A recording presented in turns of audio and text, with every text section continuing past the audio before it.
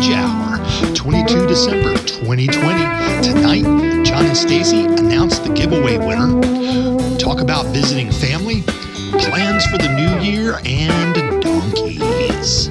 All brought to you by Semper Savage Salad Dressing and Marinade. It's homemade salad dressing and marinade in a bottle, and you are gonna love it. Pour it on. Welcome, everybody. This is the Savage Hour. Hey, y'all. 22 December. Wink. Cheers. Hey, I winked and you winked. Did I wink? I didn't even mean to wink. It's the second time you winked today. You did. I saw. It was the same eye. Yeah, same eye. Yeah. How are you not hot?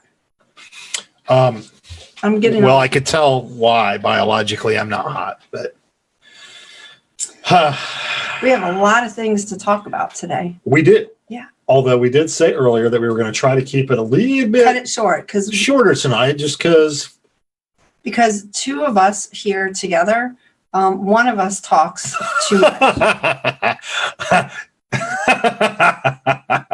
I know I do. I like to talk and I have a lot of things to say. I know you do have a lot of things to say. That's what you say. You say a lot. And you have a lot of good things to say. Thank you. I appreciate that. Yeah, because we didn't even put that on our list and we need to talk about it. It's kind of exciting. That's true, but seeing as how it's sitting right here, we will talk about it. What do we want to talk about first? You want to talk about the announcement? Let's do a announcement? giveaway. Yeah, we have a giveaway. We are announcing the winner of a giveaway. Yeah. We chose the giveaway winner today out of all the eligible folks. Mm-hmm. And we did assigned everybody a number, and then I did actually today because you were busy. I was busy. A random number generator, and that's how I picked the number. And the winner is John B. Jones, 52. What? John B. Jones. John Jones. Yeah, John Jones. Of True North Candle Forge. True North Candle Forge. Yeah. Of which we have a lot of candles sitting up there waiting to get wrapped. Yeah, they're pretty seriously cool. They're super awesome. What are we giving John? Let me get up a little bit closer or taller. I have it here. We're giving him one of our sweat activated t-shirts where the bottle. We're doing the bottle or the flag? Changes. We need to talk to John and say, John, do you want the flag where it says, I'm trying to get in here. Rough men stand ready. Oh, right. Gosh. Let me just sit down. And the back has the logo on Semper it. Savage logo. The back of this one, which has nothing on it right now, when it gets wet with sweat, it says kick him in the balsamic. It's got our kick him in the balsamic t-shirt design on the back. Yeah. And it's pretty awesome. Yeah. I must say. So, at any rate, he's going to. Wet with Sweat reminds me of a song from Billy B. The Natural Science Song and Dance Man. Yeah. I thought you were going to say like from Wet Willie or something back in the 80s. In the 2000s, 70s? Billy B. The Natural Science Song and Dance Man that I made my children listen to instead of watching like SpongeBob. But that's for a whole nother show. Live. We are live. Luckily, we have ice. I am so smooth. Yeah. Let's talk about this guy. Yeah. So I had, a Andy. couple months ago, I had Andy Thomas on, Babs Thomas. He's a good friend of mine. We served in the Marine Corps together for many years. He is the inventor or co-inventor of the kettle grip. And this is a kettle grip. And what it does. I'm looking. I'm frantic. What are you looking for? We are not well planned. What are we looking for? I was looking for something to put this in. Oh. Put in this. I don't think we have a barbell here. Yeah, we do. They're dumbbells. Dumbbell here. Yeah. The bottom line is that this kettle grip Opens up. You stick your Dumbbell and handle in there, and it turns it into a kettlebell. It locks in and turns it into a kettlebell so that you can do some of those kettlebell exercises that might be, the kind of the swings and stuff like that might be difficult to do. We don't have one down here. No, we have a free weight, but we don't have. At any rate, we got one in, and this is the kettle grip, and you can see. Two. Yeah, right. We got two, but there could be a Christmas gift for somebody. I didn't even think about giving it away. Well, they wouldn't know who it was for anyway. No, it's it came as for a Christmas gift. I know. A very veteran-owned Christmas. Yep. There's so much stuff up in the front room. By veteran-owned businesses. But we wanted to shout out Kettle Grip because Andy's a really good friend of mine, and he came on the show a few months back, and we had a really good time. And anyway, we wanted to support him. So I bought 2, and I'm going to try it out because in January we are going to talk about, just healthy lifestyles. And so I'm really interested in trying the Kettle Grip out. Well, so that kind of segues into one of our topics for tonight, plans for the new year. Yeah. So why don't you go ahead in that vein? We were kind of thinking about how the direction we want to take our Semper Savage engagement, at least your direct, because your part. you're leaving. Right. We have no idea when. I think I'm just going to wake up one day and you're gone. So we're not sure if it's next week or if it's in January. In January. But so we've been talking a lot about kind of campaigns. People don't want to see the same old stuff time and time again, and we also want it to be meaningful to our lives. Sure. And so I'm not good at making a New Year's resolution. I just break them. But I've been really I've been working on this for probably, it's been after COVID, so probably since last May. So what's that, like 9 months? On just having some healthy living strategies, not a diet, not a crazy workout program, but really trying to think about healthy strategies that I can keep up with. Because if I would start a diet, then I might be good for a week and then fall off of it and then not get started back up. So talking about healthy strategies that maybe are working for me. But I also want to hear from other people like you about what strategies work for you, because I think it's really good to share some of the strategies, whether it's strategies for work, strategies for, I don't know, getting up, getting ready on time, and starting a healthy living strategy, because we can learn from each other. And so what works for one person might not work for another, but we can actually modify it. So I actually want to try the Kettle Grip, even though I did not get one for me as a gift, but I can always order one. So anyway, that's one of the things. The other thing is, talking about, we've been making some cooking videos, and so I'm going to continue doing that. I did look at a smoker. We need a small smoker right now because we don't have a lot of space here. Well, we kind of do, but we want to start small and then build up to something larger. So I did find one because I'd like to try to smoke things. But we have a grill, a gas grill, but I wanted to try something my brother does a lot. So I actually need to kind of talk with him to see what he does with smoking. But we have a lot of our followers and people we follow, and they're smoking stuff left and right. Yeah. And I don't know who's eating all of it. That's what I was saying. Yeah. Who's eating all that awesome stuff that they are smoking? So anyway, I was looking at that. So that's going to be part of it. So it's going to be healthy living and healthy, some strategies to help. I'd like to try the Kettle Grip and some other things that I'm going to be bringing to you. Hopefully we'll bring some guests on to talk about their healthy strategies. Again, we can talk and share because we're going to have to do things differently once you go. So we're going to have the Savage Hour maybe in a different format. Same time, but in a little bit of a different format. Yeah, just to facilitate me being half a world away. Yeah, so we'll have a split screen. Yeah. It'll be weird. It will be. Yeah. It will be weird. Hopefully you'll still wink.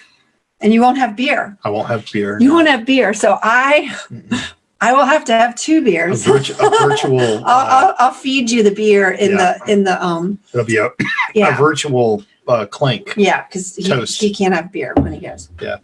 Actually, I can't. Well, I can. You don't have beer when you go. I choose not to because the rest of the guys are not allowed to. Right. So it's not fair to me. No, I will have it for you. Okay.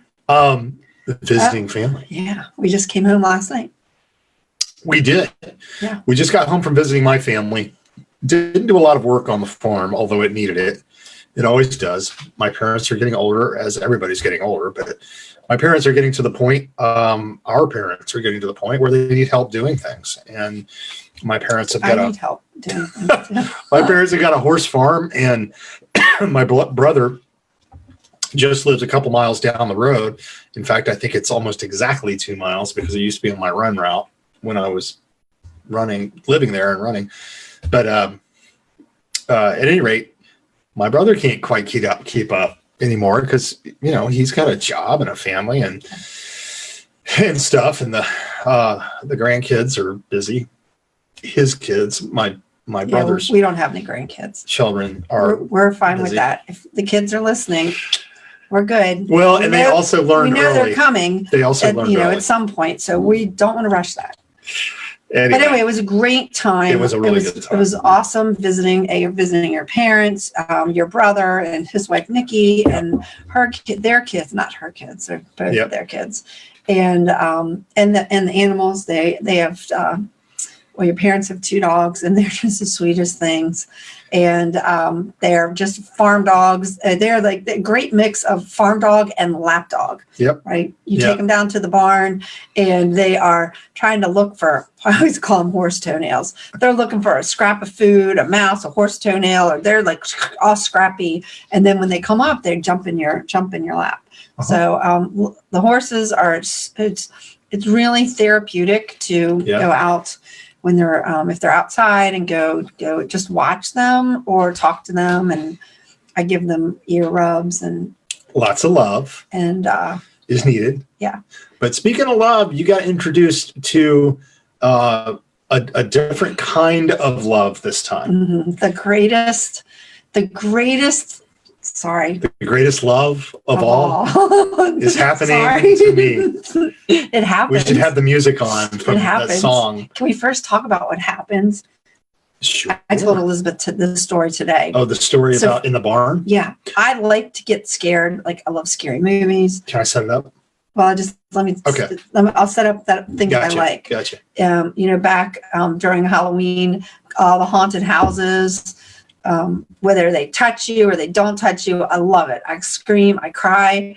I have an irrational fear of baby dolls, but during Halloween, put all the baby dolls out there. I mean, there have been times when I've been so frightened that I'm tearing up, but I like that. I don't know. I really like it. Yeah. But I want to know when I'm getting ready to get scared. Yeah. And I didn't know this was happening. So So- now go ahead and set that up. Yeah, so the setup is that, of course, my parents have a farm. They got horses and stuff. They don't have that many nowadays. Well, maybe got They have 5. 5. That's a lot. That's a Well, lot of horses. Believe me. That's a lot of poop. No, I know. Believe me. I know you've had more, but 5 is a lot. Yeah, and like I said, my folks are getting older, and so they need some help. And my brother and I left many, many years ago to do our own thing. And of course, I went off and joined the Marine Corps and went around saving the world.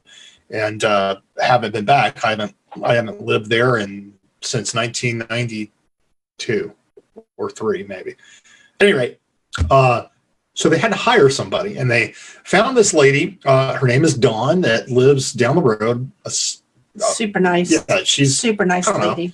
5 miles away, maybe. Been working there for years.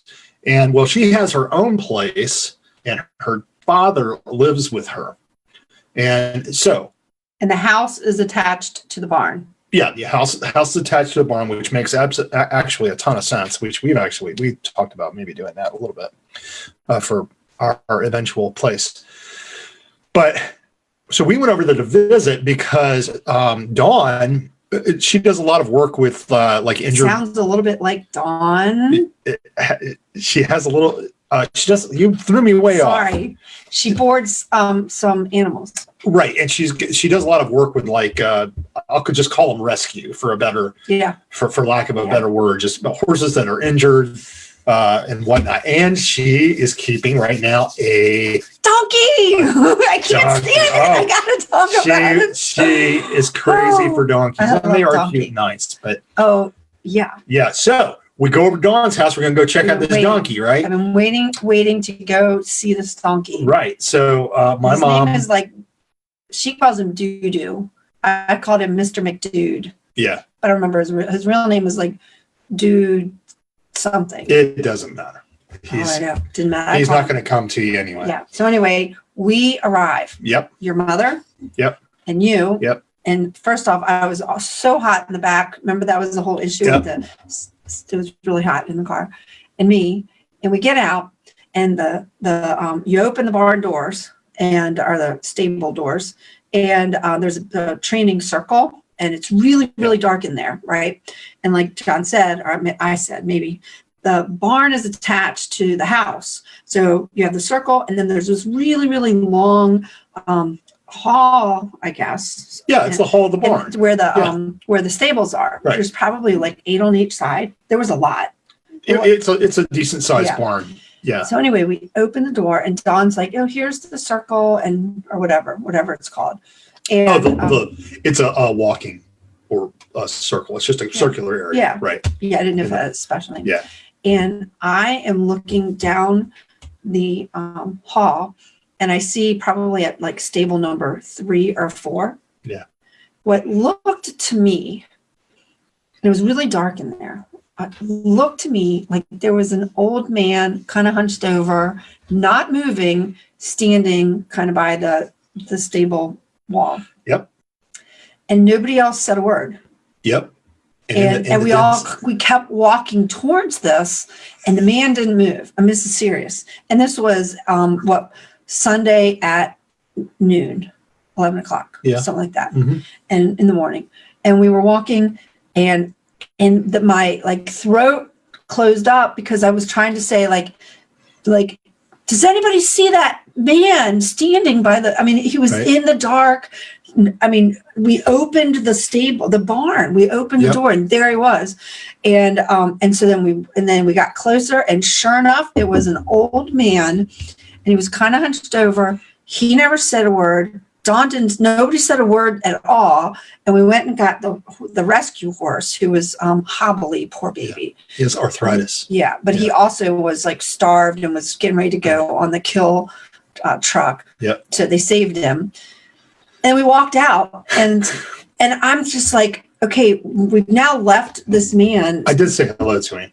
I didn't hear a thing. All I know is I was thinking, is this man is it a ghost? Is it, because he never moved.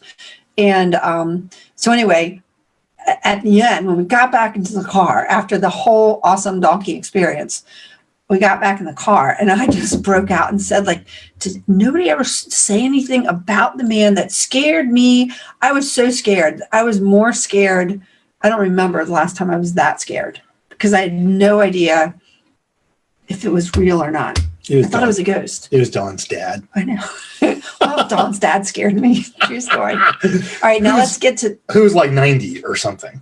Yeah. And he can't hear a word. No, he didn't move. Yeah. And he just stood there and stared. He can't hear anything, and he's just super it was scary. Well, he's just very elderly. Well, I know, and I love elderly people. But not when they creep I you need out to in the know barn. that somebody's going to be like, you open the door to the barn and there's a man standing. Yeah. So anyway, we go down to the field. I mean, there's a lot more to the story, but really the best part of the story is Donkey, and he was awesome. He's a 1-year-old donkey, and his ears were, about 7 feet long. Yeah, they really were about 8 inches. Here's how long his ears were, which I